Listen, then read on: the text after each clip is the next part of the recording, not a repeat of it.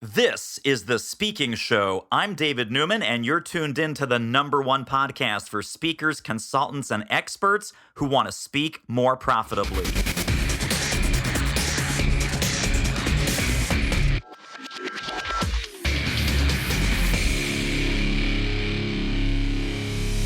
Bill Cates, Mr. Radical Relevance. So great to talk to you, my friend.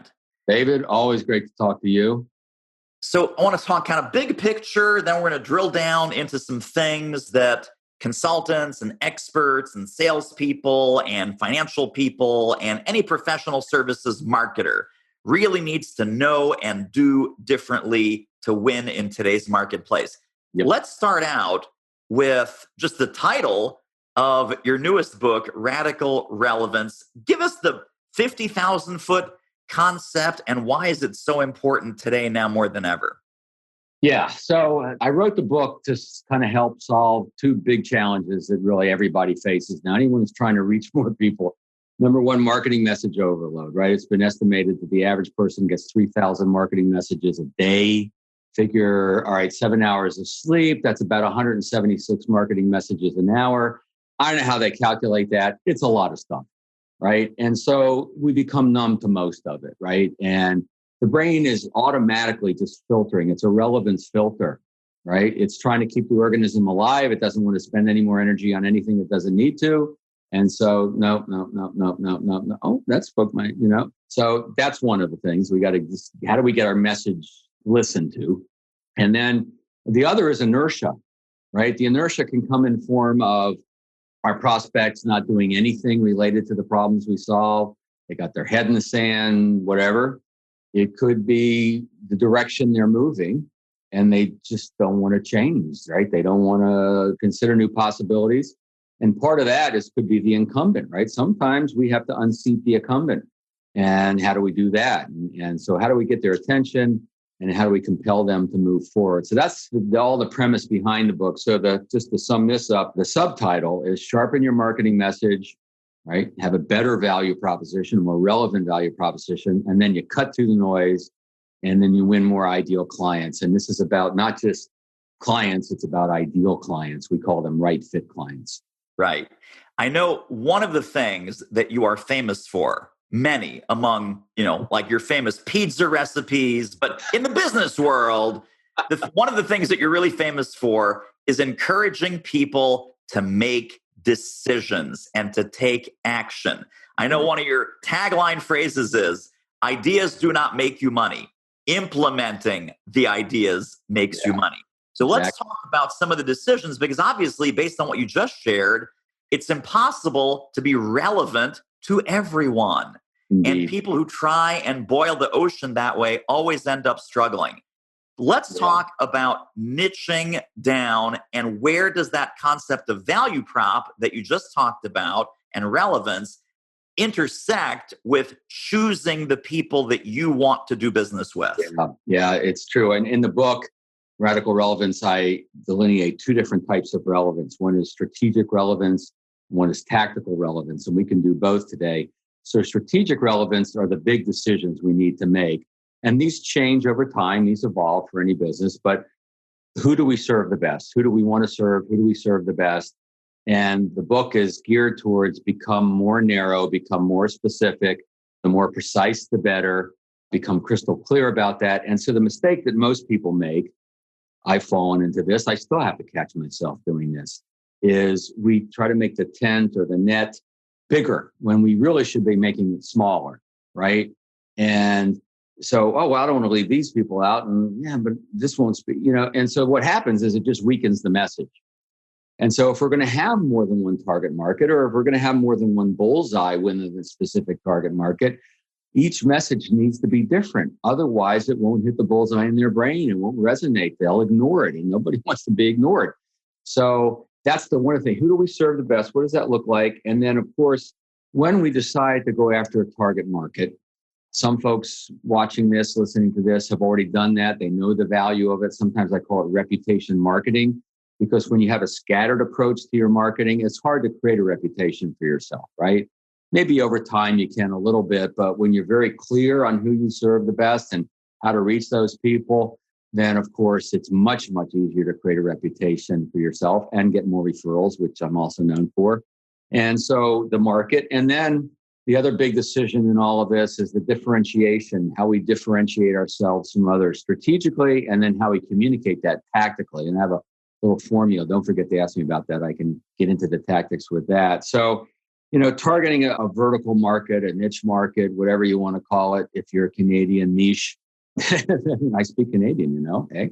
So what makes a good target market? Well, it's got to be big enough, right, for you to be worth pursuing. Some people make a target market their entire business, their entire career. That's all they need to do. It's got to have the financial capacity for the work that you do, right? Can they afford what you do? Do they have the financial capacity to afford the work you want to do?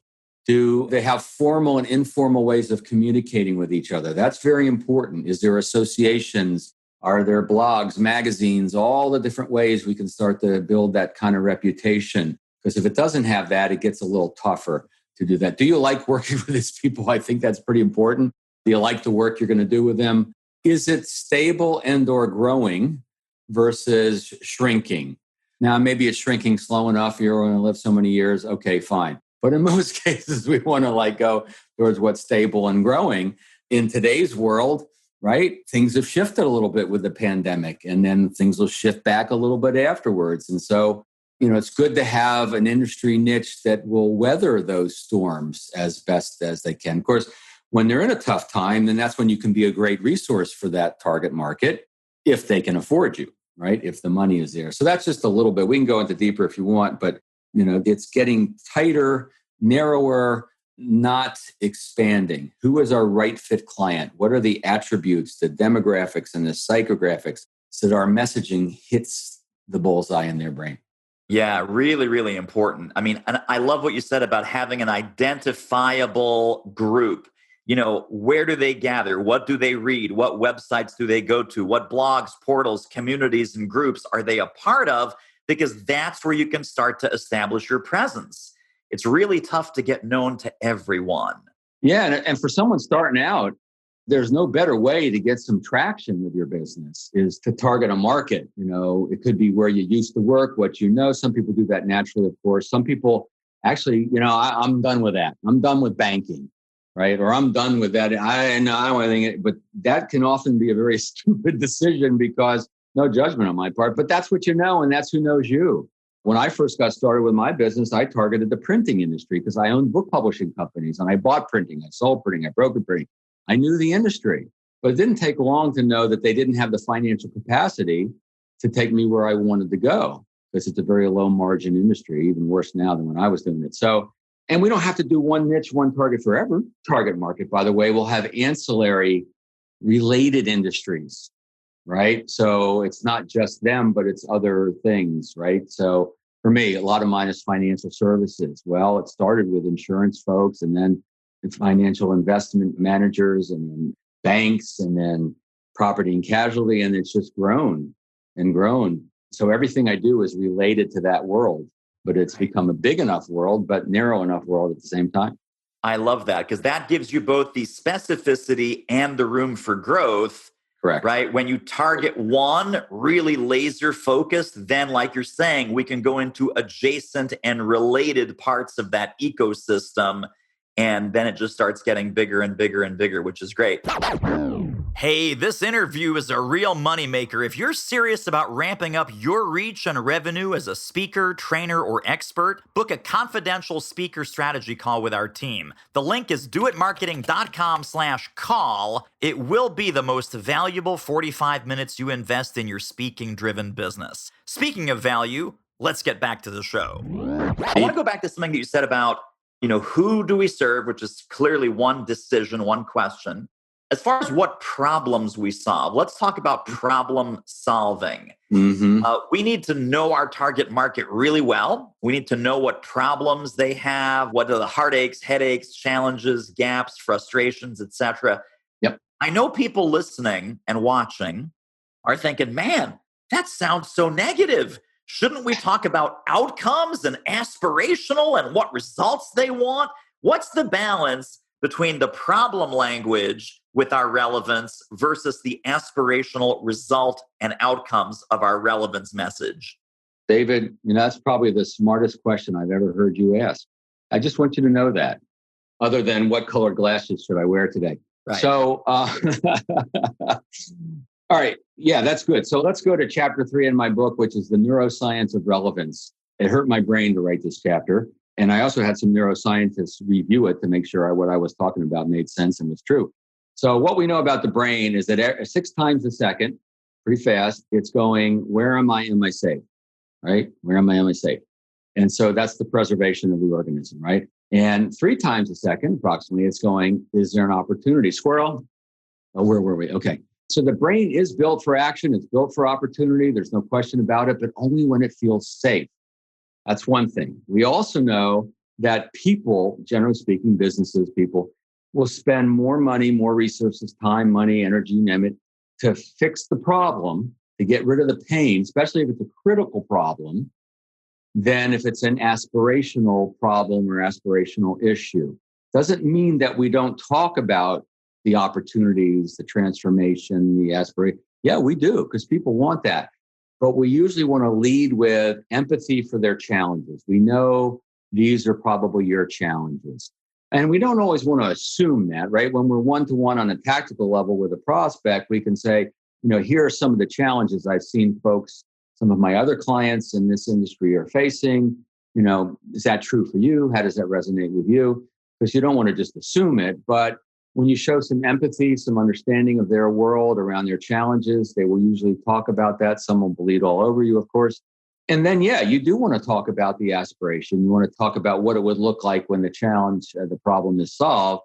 But usually you lead with that. And I like to always do both. I'm always going to, in copy I'm writing for a website or collateral material, I'm going to talk about both because I don't know exactly which is going to resonate with that person the most. So I start with challenge, I go to aspiration. When you fix this problem. So when you're talking about the benefits, right? We've solved this problem by doing this, and here's the outcome. So you're hitting the problem, you're hitting how you're going to solve it, and you're hitting the outcome all in one sentence, perhaps, and unlisted bullet points.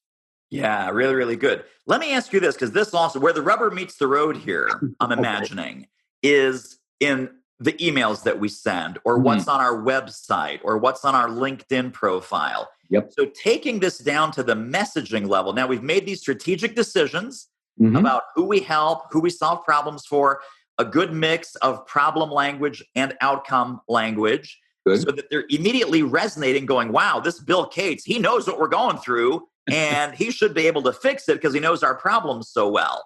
Right. Where does this live? Where can we start changing our website language, our LinkedIn language, our subject lines in our emails? How and where does this have an effect? Everywhere. Where can we start? I look at the website, and the website is always a lagging indicator of our thinking, right? Because that's the toughest thing to change, generally speaking. How many times do we introduce our website to people and say, it's in revision, but in any event, those are 2 great canvases to think about how we paint our value, right? Probably the easiest between the 2 to change is going to be LinkedIn, the about page. And so here's something I learned from Donald Miller in a book called Building Your Story Brand. I want to give him credit. I got a chapter in my book that, with Donald's permission, touch on some of the important points he makes. And so he talks about movies, talks about the hero's journey. Like if you think about Star Wars, you have the hero, Luke Skywalker, you have the villain, Darth Vader, you have the guide, Yoda the guide was. And so then, the hero encounters villain, teams up with guide, blah, blah, blah.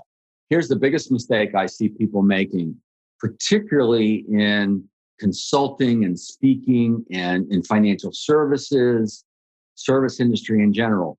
They present themselves as the hero when they should be presenting themselves as the guide. Your clients are the hero of their own story, their own journey. And so you look at websites, leading this, number one this, best this, all this. Well, I'm not saying you shouldn't build credibility over time. You should, but you don't lead with that. You lead with messages that are empathetic to their story, that show empathy means appreciation for, right? Appreciating their story, their situation, and it draws them in And then you can apply for the job to be the guide. So for instance, on my LinkedIn profile, I invite everybody to sign up on my LinkedIn profile just so we can stay in touch. I can support your posts. You can support mine. But you'll see in my about page, I'm taking this to the max. My title of the about page says, that's enough about me. Let's talk about you. Right? And then the first paragraph talks about some folks I serve a little bit, and the next one. And then I apply for the job as the guide. Same thing for the website. Now in emails, it's still the same principle, right? So when we're sending an email to someone, we know that the subject line, right? The purpose of the subject line is to get the email open. That's pretty much all it is. And it's just like on direct mail, right? When they write stuff on the outside of the envelope, the teaser copy, that's just to get someone to open. It's the same principle. I've been doing direct marketing, long before there was an internet, and I know I look like it. And then the message inside is to first display some empathy, some knowingness, some appreciation for what you've learned about them. Not cold. If we got time, I'll tell you about a LinkedIn message I got recently. And then we can talk a little bit about ourselves, right? You can even put a testimonial in an email from someone that's you applying for the job using social proof. But initially, we start with appreciation for them. It's not I, we, right? And monitor that. Look at your emails. That is one of the tests. And I know that you do this with your clients. I do it with my clients. Any piece of copy, one sheet, website, proposal, count the number of times you use the words I, me, and my. Count the number of times you use the words you, your, or the client's name. Right. And if your I's outnumber the U's, you lose, and you have to change that piece of writing. Yeah, we, all of them. And we, exactly. So we have 17 radical rules of relevance, and I think it's 13, I don't remember, is move away from I, we, and our to you and your. You can't avoid it totally, of course, but like on your website homepage, don't start with we, I, start with you, your, right? And it's really as simple as that. And it takes constant monitoring because especially if it's our habit to not think that way. I want to dig a little bit more into this website messaging because you're so good with the direct marketing and the marketing copy. What I found, and I made this change on our website a number of years ago, I used to only talk about the struggles and the problems and the heartaches and the challenges. And guess who that attracted? People with the struggles and the heartaches and the challenges, and often not the ability to pay, which you also pointed out earlier. And there was a copywriter, I forgot her name, but really brilliant woman who I ran into maybe 7-8 years ago. She has this concept of gourmet copy, that you don't want to feed the starving people. You want to have a gourmet restaurant that is very high end, luxury, and that has to do with positioning and the kinds of problems. Now, you and I both know low achieving people have problems. Middle achieving, mediocre people have problems. And believe it or not, high achieving, already successful people have problems. How can we target with our messaging or our languaging the top of the market that broadcasts that, hey, if you're already successful, this is for you? That I understand a higher order of problem. It's still a problem and it still hurts and it's still urgent. They still want to fix it, but they're not the broke ass drive-by tire kicker who's going to waste your time. Right. That's the philanthropic work you do. Correct. They still need your help them, but it's not the foundation of your business probably, right? Right. So sometimes, David, just by the problems that you address, just the ones you state, will naturally be the ones that the folks that are more successful are running into. Yeah. Right. So for instance, if I was targeting small businesses, if I didn't want to serve solopreneurs, for instance, then I probably wouldn't talk a lot about hiring issues and staff issues and payroll issues and, those sorts of things. So sometimes just the problems that you hang your hat on will automatically, filter folks out. And which is what you want to do. You want to attract the right people and repel the rest. And I don't need to be negative about that, but you just want to bring in the people that you want to bring in. So that's one way to do it. And then just the overall language. I'll give you an example. I won't use his last name, but Russ is a financial advisor in Atlanta. And he works with affluent, he calls them professional women, is who he serves. And And so on his website, he talks about and uses language that they would be using, which is really powerful. When you don't talk in marketing speak, you talk in the words, the concepts are already in the head. And so he's saying to these women, so, all right, so, you want to take your children for an extended vacation in Tuscany. You want to bring in your housekeeper several more times per week. You want this, right? He's using language and talking about, in this case, aspirational things that someone who's well-heeled can relate to, right? And so just the words you use, the copy you use will automatically filter. And people will either see themselves in what you're saying or they won't. And that's what you want, right? You don't want to attract everybody. Sometimes that's a hard lesson we learn over time, right? For sure. And I love what you're saying about talk about higher order problems, because that's what they're going to identify with. I mean, one thing people can change on their website right now, like Bill, in your world, for example, if you wanted to only work with the top of the market, which you pretty much do anyway, but if you only wanted to work with the top of the market, you could have a piece of language saying, hey, as a top producer, are you wrestling with? Are you looking for? Do you want to improve? Do you want to boost? Do you want to fix? Do you want to solve? So you can almost call out that buyer persona saying, as a top producer, is this you or are these your problems? People go, well, I'm not a top producer, so I guess Bill doesn't work with people like me. And if it's a free webinar, they'll sign up anyway because they want to be, and that's okay. Right after this call with you, I'm doing a webinar. It's actually a conversation with someone else, and it's geared towards top producers. And we say that established, high performing, and we'll get other people on there. It's fine. Now, you can work with different segments of the market if you want, right? You could have an online video program that serves those people. That's the way into your world. And so on your website and maybe LinkedIn profile and other places, if you're this, click here. If you're this, click here. If you're this, click here. And then everything they get is relevant to them.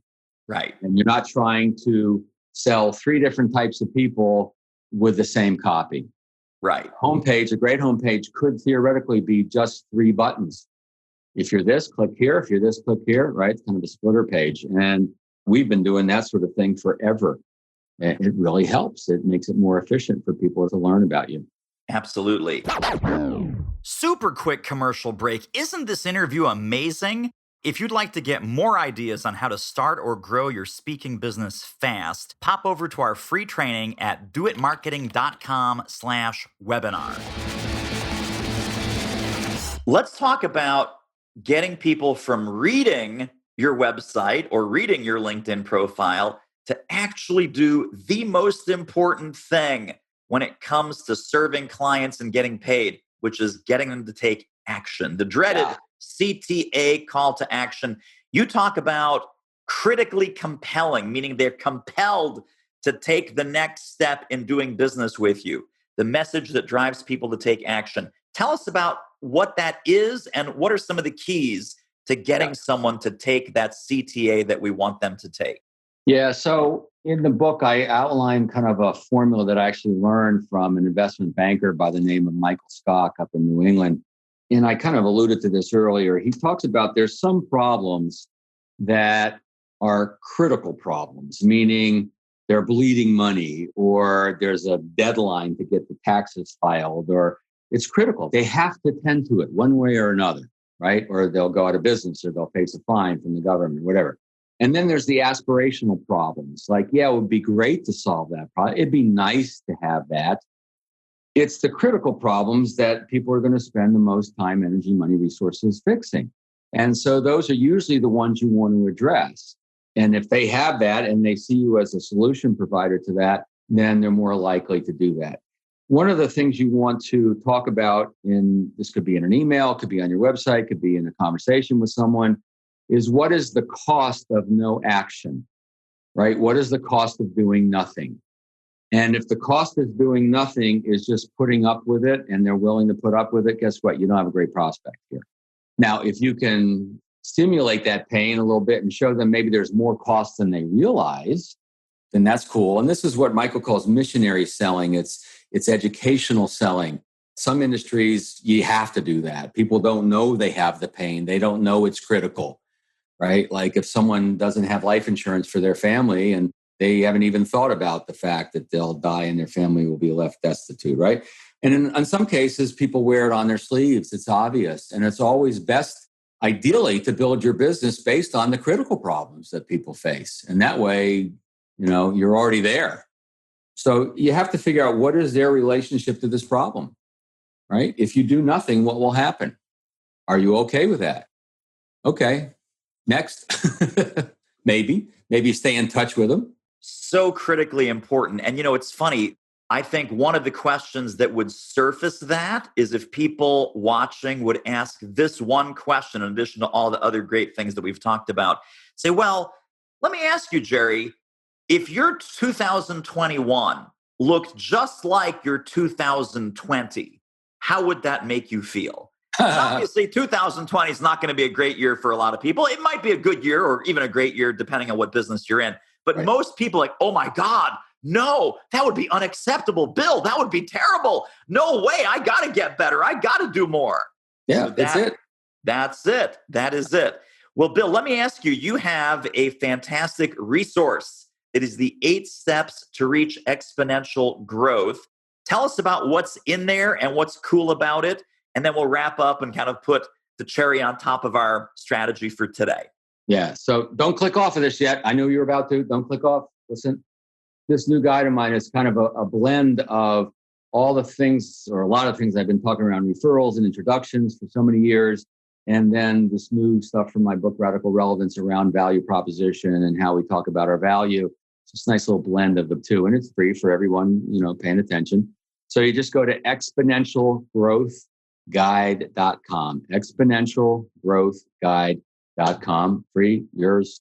Enjoy and stay in touch. I'd love to hear what you think about it. Awesome. Now, let me ask you this last couple of Bill Cates ninja moves based on all the great things and all the ideas, strategic, tactical, et cetera, that we just talked about. What are 1 or 2 things or changes that people can put into action right away that would help them move the needle on their results? Yeah, I think it's a good time to actually talk a little bit about what's in the book. We call it the differentiation gap formula. And I actually learned this from Karen Kopp, and with her permission, I share it. It's a way to talk about what makes us different without talking negative about other people, but it creates that separation. This is a very tactical thing. And that is, here's the formula. Anyone can, only we can, for example. And that may change a little bit. Most people can, very few can, but it's creating a separation. So a financial advisor could say, anyone can talk to you about, financial products and services. That's not hard to find. But only we're one of the few that have expertise in your industry, so we can anticipate the problems and help you take advantages of the opportunities that someone else couldn't. For example, that for example is always important because that brings it to life, right? Anyone can, or very few can. You can use this all the time. And in the book, one of the radical rules of relevance is only differences that matter. So we only want to talk about differences and create that differentiation with things that are clearly matter to our market and clearly are a benefit to them, and translating the differentiation of it into a benefit, right? Here's what makes us a little different. Here's how you benefit by that differentiation. I love it. Immediate action steps. And really, people need to rewatch, re-listen, go back to the top of this interview with another pad of paper, because I know you were listening already with a pad of paper. Go back with another pad of paper, and there are probably a dozen things you can do immediately based on Bill's brilliant advice to start making different decisions, different articulation, different distinction, on your website, on your LinkedIn, in your sales conversations, all kinds of great nuggets here, Bill. Thank you for being on with us. You are a true rock star, my friend. Hey, David, my pleasure, always. Well, that wraps up another episode of The Speaking Show. Hey, tell you what, if you like us, rate us and review us on iTunes. Subscribe. Tell a friend. Go grab the notes and downloads and extras at thespeakingshow.com. See you next time.